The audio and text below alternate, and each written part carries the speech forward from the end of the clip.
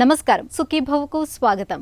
ఈరోజు సుఖీభవలో అధిక బరువుతో హార్మోన్ చిక్కులు, బరువు మందులతో క్యాన్సర్లకు కళ్ల ముందు ఒక్కసారిగా చీకట్లు ఎందుకు, వారికి చిన్నఘాటే పెను ఆపద, ఇంకా హెల్త్ టిప్. లావుగా ఉండటం అనేది కేవలం అందానికి సంబంధించిన సమస్య మాత్రమే అనుకుంటే పొరపాటే. ఎందుకంటే అధిక బరువు అనేది కేవలం శరీరంలో పెరిగిన కొవ్వు మాత్రమే కాదు, అది ఒంట్లో ఓ సైలెంట్ కిల్లర్ కూడా.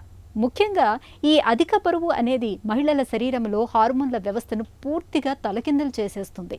ఇన్సులిన్ రెసిస్టెన్స్ను, థైరాయిడ్, పీసీఓడి, పీరియడ్స్ సరిగ్గా రాకపోవటం, ఈ హార్మోన్ సమస్యలన్నీ అధిక బరువుతో ముడిపడినవే అంటారు డాక్టర్లు.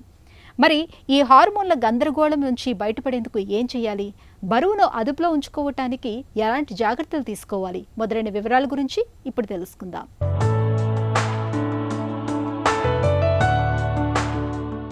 కంచే చేను మేసినట్లు మనల్ని కాపాడాల్సిన హార్మోన్లే శత్రువులుగా మారితే మన శరీరం తలకిందులవుతుంది. హార్మోన్లలో ముందుగా థైరాయిడ్ గురించే చెప్పుకోవాలి. మన శరీరంలో జీవక్రియలను నియంత్రించడానికి మెడభాగంలో థైరాయిడ్ గ్రంథి ఉంటుంది. ఇది విడుదల చేసే థైరాక్సిన్ హార్మోన్ లోపిస్తే శరీరం క్యాలరీలను ఖర్చు చేయడం మానేసి కొవ్వు రూపంలో దాచేస్తుంది. అలాగే మనం తిన్న ఆహారాన్ని శక్తిగా మార్చడానికి క్లోమగ్రంథి నుండి ఇన్సులిన్ అనే హార్మోన్ విడుదలవుతుంది. కానీ ఇన్సులిన్ నిరోధకత కారణంగా మన ఒంట్లోని కణాలు ఈ ఇన్సులిన్ని గుర్తించవు. దీంతో రక్తంలో చక్కెర శాతంతో పాటు కొవ్వు కూడా విపరీతంగా పేరుకుపోతుంది. ఒక అంచనా ప్రకారం ఊబకాయంతో బాధపడే ప్రతి 10 మందిలో 7గురికి ఈ ఇన్సులిన్ రెసిస్టెన్స్ లేదా థైరాయిడ్ సమస్య ప్రధాన కారణమని ప్రపంచ ఆరోగ్య సంస్థ స్పష్టం చేస్తోంది. కొవ్వు అనేది లేదా అధిక బరువు అనేది హార్మోన్స్ మీద చాలా తీవ్రమైన ప్రభావాన్ని చూపిస్తుంది. ఈ పీరియడ్స్ అనేవి కూడా హార్మోన్స్ సమతుల్యత మీద ఆధారపడి ఉంటాయి. అధిక బరువు ఉన్న వాళ్ళలో ఇన్సులిన్ రెసిస్టెన్స్ అనే ఒక పరిస్థితి ఏర్పడుతుంది. దీంట్లో ఇన్సులిన్ అనే దాన్ని బాడీ సరిగ్గా ఉపయోగించుకోదు. ఇన్సులిన్ అనేది ఒక హార్మోన్, అది బ్లడ్ లో షుగర్ ని నియంత్రించే ఒక హార్మోన్. ఈ బాడీలో ఉండే సెల్స్ ఇన్సులిన్ కి సరిగ్గా స్పందించకపోవడం వలన ఒక్కొక్కసారి షుగర్ అనేది కూడా ఎలివేట్ అవ్వచ్చు. అండ్ దెన్ ఈ ఇన్సులిన్ స్థాయిలు పెరగచ్చు. ఈ ఇన్సులిన్ స్థాయిలు పెరిగినప్పుడు మహిళల్లో ఎస్పెషల్లీ ఉండాల్సిన మగ హార్మోన్స్ లెవెల్స్ కూడా పెరుగుతాయి. ఇంకా అధిక బరువు వల్ల లెప్టిన్ అనే హార్మోన్ కూడా సరిగ్గా పనిచేయదు. లెప్టిన్ అనే హార్మోన్ ఏంటంటే మనం తిన్న తర్వాత కడుపు నిండింది అని సిగ్నల్ ఇచ్చే ఒక హార్మోన్. సో ఇది సరిగ్గా పనిచేయనప్పుడు ఆకలి అనేది నియంత్రణ లేకుండా ఉండడము, సో ఎక్కువగా తినేస్తూ ఉండడం అనేది చేస్తూ ఉంటారు. అండ్ దెన్ అధిక బరువు ఉన్నప్పుడు థైరాయిడ్ హార్మోన్ మీద కూడా ఎఫెక్ట్ అనేది పడవచ్చు. అండ్ దెన్ కొన్నిసార్లు బాడీలో క్రానిక్ ఇన్ఫ్లమేషన్కి కూడా ఇది దారితీస్తుంది. అధిక బరువు స్థూలకాయం ఉన్నప్పుడు అండాశయాల నుంచి అండం సరిగ్గా విడుదలవ్వదు. అలాంటప్పుడు పీరియడ్స్ ఇర్రెగ్యులర్గా రావడం, కొన్నిసార్లు రాకపోవడము, కొన్నిసార్లు ఎక్కువ బ్లీడింగ్ అవ్వడం కూడా జరగచ్చు. అండ్ దీనివల్ల పీసీఓఎస్ రిస్క్ అనేది కూడా పెరుగుతుంది. మహిళల శరీరంలో హార్మోన్ల అసమతౌల్యం అనేది వారి శారీరక, మానసిక ఆరోగ్యాన్ని మెల్లగా కబళిస్తూ వస్తుంది. మహిళల్లో ఈస్ట్రోజన్, ప్రొజెస్ట్రాన్ హార్మోన్ల సమతూకం దెబ్బతిన్నప్పుడు అండాశయాల్లో నీటి బుడగల్ని తెచ్చిపెట్టే పీసీఓఎస్ అనే సమస్య ఎదురవుతుంది. దీంతో పీరియడ్స్ గాడి తప్పడంతో పాటు గడ్డం, మీసాలు రావడం, తీవ్రమైన మొటిమలు, విపరీతంగా జుట్టు రాలడం వంటి లక్షణాలు కనిపిస్తాయి. అంతేకాదు, ఒత్తిడి వల్ల విడుదలయ్యే కార్టిసోల్ హార్మోన్ మోతాదు పెరిగితే అది పొట్ట చుట్టూ విపరీతమైన కొవ్వును పేరుకుపోయేలా చేస్తుంది. దీంతో ఆందోళన, కోపం, చిరాకు, ఏడుపు వంటి భావోద్వేగాలు మహిళల్ని నిరంతరం వేధిస్తుంటాయి. కొవ్వు అనేది పొట్ట చుట్టూతో చేరినప్పుడు డయాబెటీస్ రిస్క్ అనేది పెరుగుతుంది. ఇంకా అండాశయం సంబంధించి ఇన్సులిన్ రెసిస్టెన్స్ అంటే ఇన్సులిన్ని బాడీ సరిగ్గా ఉపయోగించుకోకపోవడం వల్ల ఇన్సులిన్ స్థాయిలు పెరుగుతాయి, మెయిల్ హార్మోన్స్ పెరుగుతాయి. దానివల్ల స్త్రీలలో అన్వాంటెడ్ హెయిర్ రావడము, తర్వాత పీరియడ్స్ ఇర్రెగ్యులర్ అవ్వడము, ఇంకా కొన్నిసార్లు సంతానం అందుకోవడానికి కూడా కొన్ని ఇబ్బందులు అనేవి ఏర్పడచ్చు. అండ్ ఫ్యూచర్లో డయాబెటీస్ వచ్చే రిస్క్ కూడా పెరుగుతుంది అనమాట. అధిక బరువు ఉన్నప్పుడు అండాశయం సరిగ్గా పనిచేయకపోవడం వలన, అంటే ముఖ్యంగా అండం సరిగ్గా విడుదల అవ్వకపోవడం వలన కొన్నిసార్లు ప్రెగ్నెన్సీ అందుకోవడానికి కూడా కొన్ని ఇబ్బందులు అనేవి ఏర్పడచ్చు. పీసీఓడి రిస్క్ ఉండడం వల్ల ఇన్ఫర్టిలిటీ సమస్య అనేది సాధారణంగా కనిపిస్తూనే ఉంది ఈ కాలంలో. దాంతోపాటు ఒకవేళ ప్రెగ్నెన్సీ వచ్చినప్పటికీ కూడాను గర్భస్రావం జరిగే రిస్క్ అనేది కొంచెం ఎక్కువ అవుతుంది. నెలలు నిండకుండా డెలివరీ అయ్యే రిస్క్ పెరుగుతుంది. బేబీ పెద్దగా ఉండడానికి అవకాశాలు ఉండి పెద్ద బేబీ అవ్వడం మూలాన సిజేరియన్ సెక్షన్ పడే ఛాన్సెస్ కూడా పెరుగుతాయి. ఇంకా కొంతమందిలో అయితే ఒక్కొక్కసారి నెలలు నిండకుండా డెలివరీ అవ్వడము, శిశువు గర్భంలో ఉండగానే మృతి చెందే రిస్కులు కూడా ఉండొచ్చు. ప్రెగ్నెన్సీ టైంలో డయాబెటీస్ రావడం, దాన్ని జెస్టేషనల్ డయాబెటీస్ మెల్లిటస్ అని అంటారు. ఇలాంటి రిస్క్ ఎక్కువ ఉంటుంది. అండ్ ప్రెగ్నెన్సీ టైంలో బీపీ కూడా పెరిగే అవకాశాలు ఉంటాయి. దీన్ని ప్రీ ఎక్లాంప్సియా అంటారు. అధిక బరువు స్థూలకాయాన్ని నిర్లక్ష్యం చేస్తే అది మహిళల ఆరోగ్యానికి గుదిబండలాగా మారుతుంది. ఊబకాయం వల్ల రక్తనాళాల్లో కొవ్వు పేరుకుపోతుంది. దీంతో రక్తపోటు, గుండెపోటు, పక్షవాతం వచ్చే ప్రమాదం 5 రెట్లు పెరుగుతుందని చెబుతారు డాక్టర్లు. అంతేకాదు, శరీర బరువు భారాన్ని మొయ్యలేక మోకాళ్ల ఎముకలు అరిగిపోయే ఆస్టియో ఆర్థరైటిస్ సమస్య మొదలవుతుంది. అధిక బరువు, హార్మోన్ల చిక్కుల కారణంగా మహిళల్లో చాలా సందర్భాలలో సంతానలేమి అనేది కూడా సమస్యగా మారుతుంటుంది. మరి ఈ హార్మోన్ల లోపాన్ని గుర్తించడం ఎలా? దీనికోసం వైద్యులు ల్యాబ్లో ఫాస్టింగ్ ఇన్సులిన్, థైరాయిడ్ ప్రొఫైల్తో పాటు PCOS నిర్ధారణ కోసం సెల్యులార్ అల్ట్రాసౌండ్ స్కాన్ వంటి పరీక్షలు చేస్తారు. ఈ పరీక్షల ద్వారా ఏ హార్మోన్ ఎంత శాతంలో దారి తప్పిందో ఖచ్చితంగా తెలుసుకోవచ్చు. బరువు కొంచెం తగ్గినా కానీ, అంటే అట్లీస్ట్ 1/10 తగ్గినా కానీ హార్మోన్స్లో చాలా మంచి మార్పులు వస్తూ ఉంటాయి. ముఖ్యంగా ఈస్ట్రోజన్, ప్రొజెస్ట్రాన్ అనే హార్మోన్స్ సమతుల్యతలోకి వస్తాయి. పీరియడ్స్ కూడా రెగ్యులర్గా వచ్చే అవకాశం ఉంటుంది. అన్వాంటెడ్ హెయిర్ కూడా కొంతవరకు తగ్గడానికి అవకాశం ఉంటుంది. గర్భధారణ ఛాన్సెస్ పెరుగుతూ ఉంటాయి. తర్వాత డయాబెటీస్ ఫ్యూచర్లో వచ్చే రిస్క్ కూడా తగ్గుతుంది. నెల నెల అండం విడుదలయ్యే అవకాశాలు కూడా మెరుగవుతాయి. ఒత్తిడి ఎక్కువ ఉన్నప్పుడు, నిద్ర తక్కువ ఉన్నప్పుడు ఏమవుతుందంటే కొన్నిసార్లు గ్రెలిన్ అనే హార్మోన్ ఎక్కువ అవుతుంది. గ్రెలిన్ అనేది ఏంటంటే ఆకలిని పెంచే హార్మోన్. సో ఈ హార్మోన్ పెరిగి కడుపు నిండిన సిగ్నల్ ఇచ్చే లెప్టిన్ హార్మోన్ అనేది తగ్గుతుంది. సో దీనివల్ల కూడా అధిక బరువు పెరుగుతూ ఉంటారు. అండ్ దెన్ ఒత్తిడి వల్ల కార్టిజోల్ అనే హార్మోన్ కూడా ఎక్కువై ఇది బ్లడ్లో షుగర్ స్థాయిని పెంచడం, మళ్ళీ ఇది కూడా కొంత బరువుని పెంచడానికి దోహదపడుతుంది. తీసుకునే ఆహారంలో కంపల్సరీగా ప్రోటీన్స్ మంచిగా ఉండేటట్టు చూసుకోవాలి. ప్రోటీన్స్ అంటే పప్పు ధాన్యాల్లో eggs, non vegetarian food, and then కొన్ని సీడ్స్లో వీటిలో ప్రోటీన్స్ ఉంటాయి. And then junk food, processed food, alcohol వీటికి దూరంగా ఉండడం అనేది మంచిది. షుగర్ కంటెంట్ ఎక్కువగా ఉన్న డ్రింక్స్, కూల్ డ్రింక్స్ కావచ్చు, షుగరీ జ్యూసెస్ కావచ్చు, వీటిని కూడా అవాయిడ్ చేయాలి. నీరు తగినంతగా 3 to 4 లీటర్స్ తీసుకునేటట్టుగా ఉండాలి. అండ్ వ్యాయామం అనేది చాలా ఇంపార్టెంట్. 30 to 5 minutes ప్రతిరోజు నడక అలవాటు చేసుకుంటే ఇది ఆరోగ్యం మీద చాలా మంచి ప్రభావం చూపిస్తుంది. ఐడియల్లీ ప్రతిరోజు 10,000 స్టెప్స్ కనుక నడవగలిగితే అలాంటి వాళ్ళలో చాలా మెరుగైన మార్పులు వస్తూ ఉంటాయి. ఇంకా నిద్ర తగినంత ఉండడము, 7 to 8 hours అన్న నిద్ర మంచిగా పోయేటట్టు చూసుకుంటూ ఉండడం. అండ్ చురుకైన జీవనశైలి అలవాటు చేసుకోవడం. అంటే కొంతమందికి మేము ఎక్సర్సైజ్ చేసుకోవడానికి టైం సరిపోవట్లేదు అనుకునే వాళ్ళకి, వాళ్ళు ఎక్కడైతే ఉన్నారో వాళ్ళకి 1 minute టైం దొరికినా, 2 minutes టైం దొరికినా స్నాక్స్ ఎక్సర్సైజ్ అంటారు. అంటే జస్ట్ 1 or 2 minutes ఫాస్ట్గా నడవడము, లేదా 1 or 2 minutes మెట్లు ఎక్కుతూ దిగుతూ ఉండడము, వాల్ పుషప్స్ చేయడము, లేదా స్క్వాట్స్ చేయడము, ఇలాంటివి చేయడం వల్ల ఎక్సర్సైజెస్కి ఉండే బెనిఫిట్స్ని వీళ్ళు కూడా పొందవచ్చు. ఇంకా ముఖ్యమైనది ఒత్తిడిని పెంచుకోవడము. ఎందుకంటే ఒత్తిడి వల్ల కూడా ఇది బరువు పెరగడానికి దారితీస్తుంది. హార్మోన్ల సమతూకం దెబ్బతినడం వల్ల వచ్చే ఊబకాయానికి ఆధునిక వైద్యంలో చక్కటి చికిత్సలు అందుబాటులో ఉన్నాయి. థైరాయిడ్ లోపానికి సింథటిక్ హార్మోన్ టాబ్లెట్లు, ఇన్సులిన్ రెసిస్టెన్స్ తగ్గించడానికి మెట్ఫార్మిన్ వంటి మందులను వైద్యులు అందిస్తారు. ఒకవేళ బరువు 100 కిలోలు దాటి ప్రాణానికే ముప్పు తెచ్చే స్థాయిలో ఉంటే పొట్ట పరిమాణాన్ని తగ్గించే బేరియాట్రిక్ సర్జరీ ద్వారా బరువును నియంత్రించి హార్మోన్లను దారిలోకి తెస్తారు. అయితే బరువు విషయంలో నివారణే అన్నిటికంటే ఉత్తమమైన మార్గం. ప్రతిరోజు కనీసం 1 గంట వ్యాయామం చేయడాన్ని ఒక అలవాటుగా మార్చుకోవాలి. దీంతో ఒత్తిడి హార్మోన్లు తగ్గుతాయి. ఇన్సులిన్ కూడా చురుగ్గా పనిచేస్తుంది. ఇక మైదా, చక్కెర, జంక్ ఫుడ్స్ని పూర్తిగా దూరం పెట్టాలి. పీచు పదార్థాలు, ఆకుకూరలు, మొలకెత్తిన గింజలను ఆహారంలో భాగంగా చేసుకోవాలి. అప్పుడే బరువు అదుపులో ఉంటుంది. హార్మోన్లు కూడా చక్కగా సమతూకంలో ఉంటాయి. హెల్త్ న్యూస్ మీకోసం.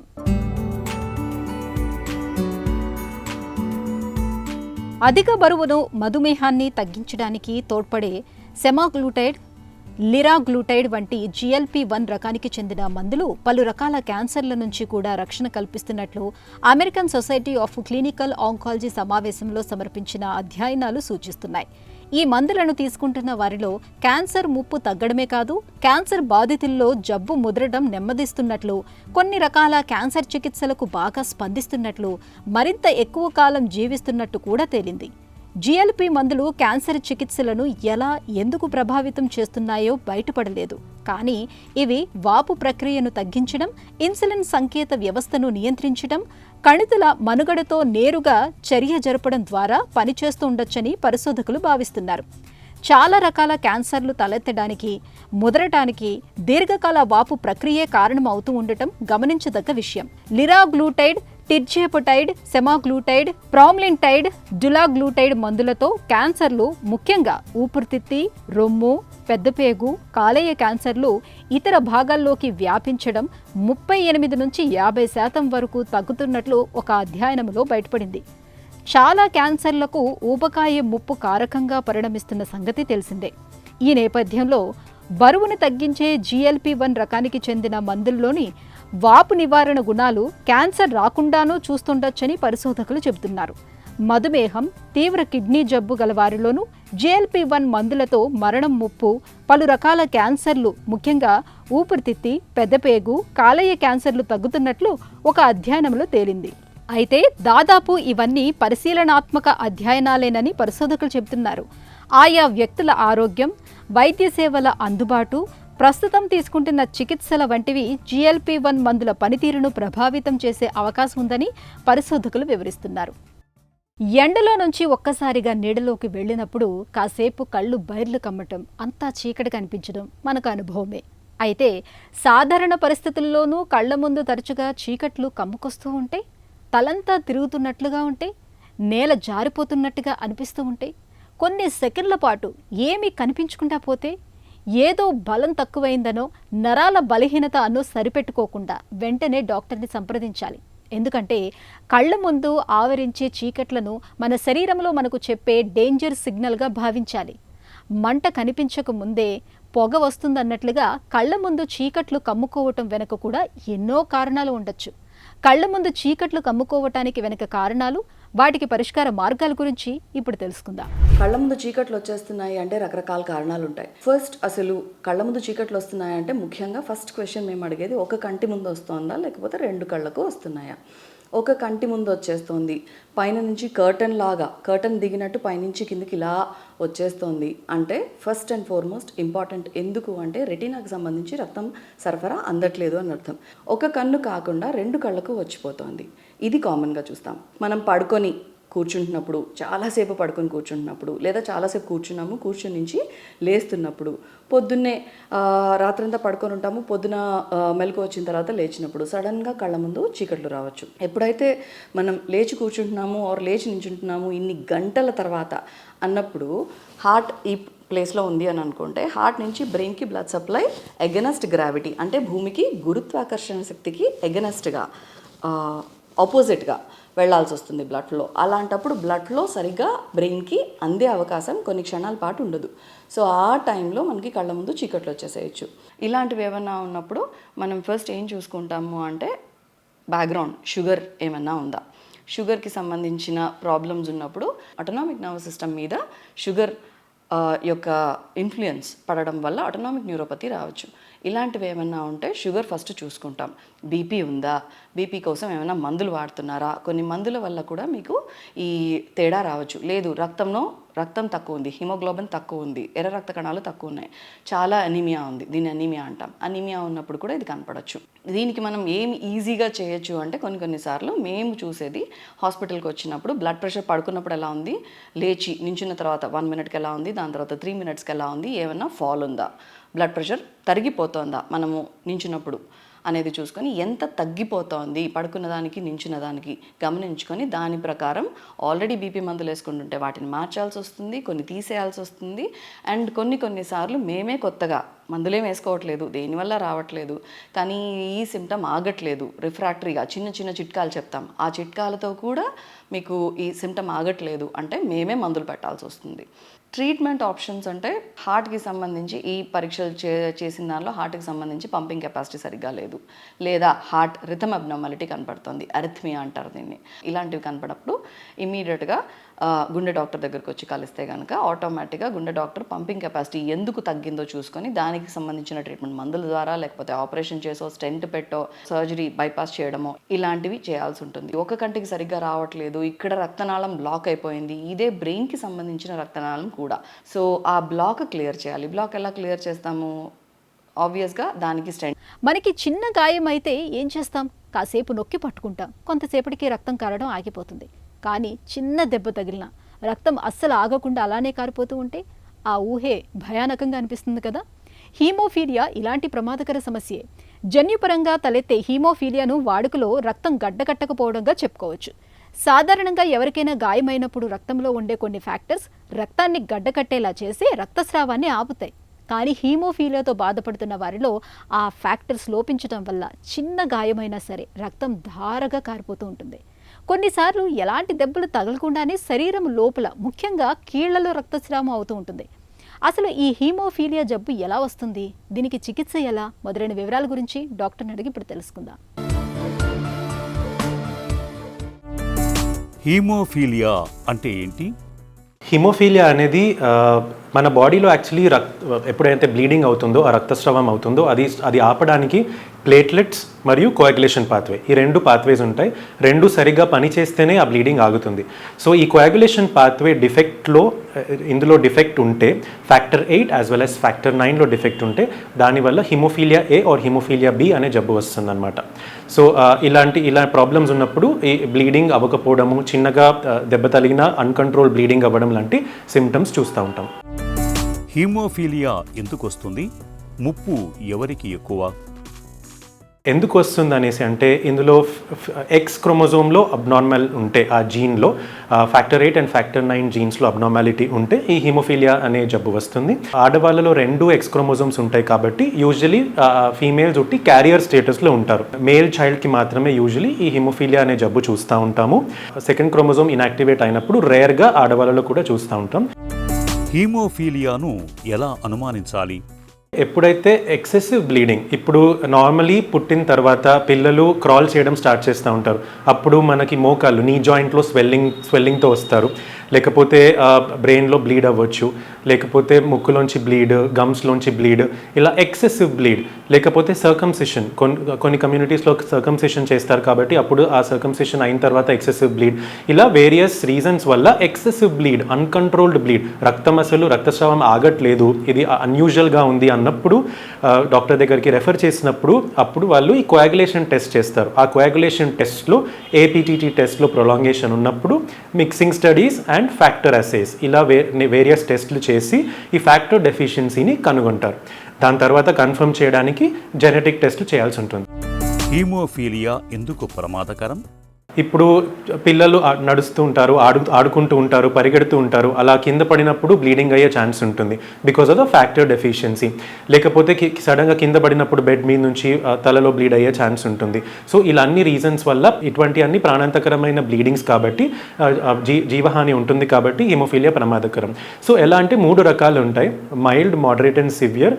లెస్ దెన్ 1% ఫ్యాక్టర్ ఉన్న వాళ్ళని సివియర్ అంటాము. సో ఈ పేషెంట్స్లో ఈ బ్లీడింగ్ రిస్క్ చాలా అధికంగా ఉంటుంది.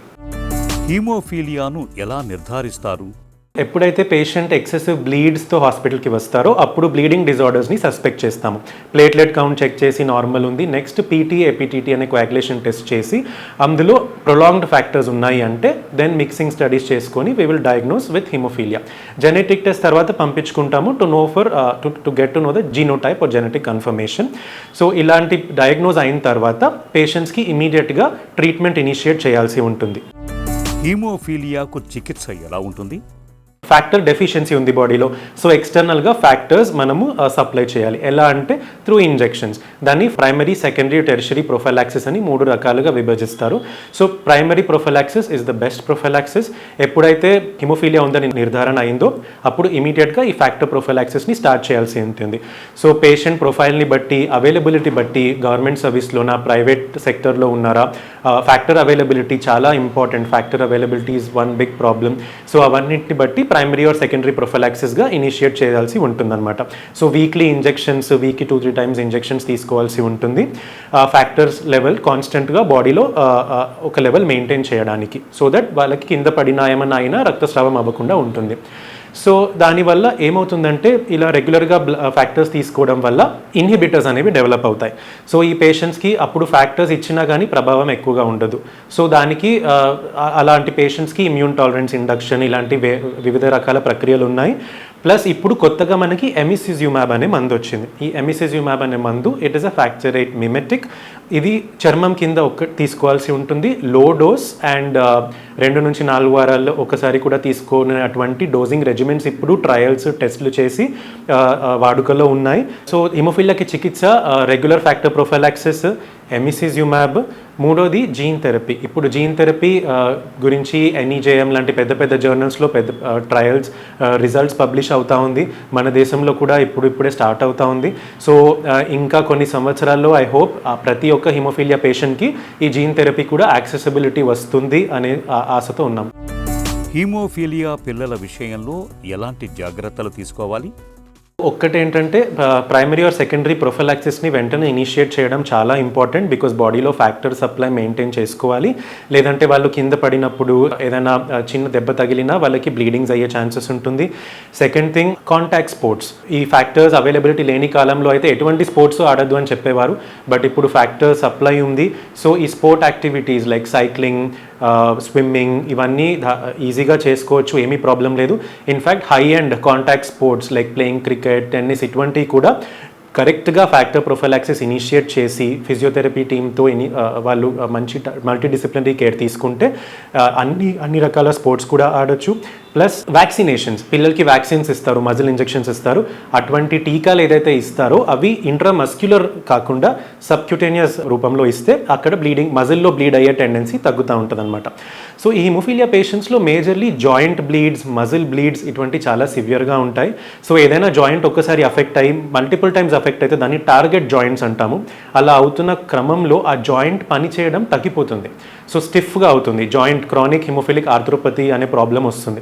సో అటువంటి రాకుండా ఎప్పుడైతే బ్లీడింగ్ స్టార్ట్ అయిందో ఇమీడియట్గా రెస్ట్ ఇవ్వడము, ఐస్ ప్యాక్ పెట్టుకోవడము, లెగ్ ఎలివేట్ చేయడము, కంప్రెస్ చేయడము, అండ్ స్లోగా పెయిన్ తగ్గినప్పుడు ఇమీడియట్గా మెల్లిమెల్లిగా ఎక్సర్సైజ్ స్టార్ట్ చేసుకోవడము, ఇలాంటివన్నీ చేసి ఫ్యాక్టర్స్ కరెక్ట్గా ఇచ్చుకుంటే బ్లీడింగ్ అనేది తగ్గుతుంది. హీమోఫీలియా అనేది పూర్తిగా నయం చేయలేని జన్యుపరమైన సమస్య అయినప్పటికీ సరైన అవగాహన, ముందస్తు జాగ్రత్తలు, నిపుణుల పర్యవేక్షణలో చికిత్స తీసుకుంటే సాధారణ జీవితాన్ని గడపటం ఖచ్చితంగా సాధ్యమే.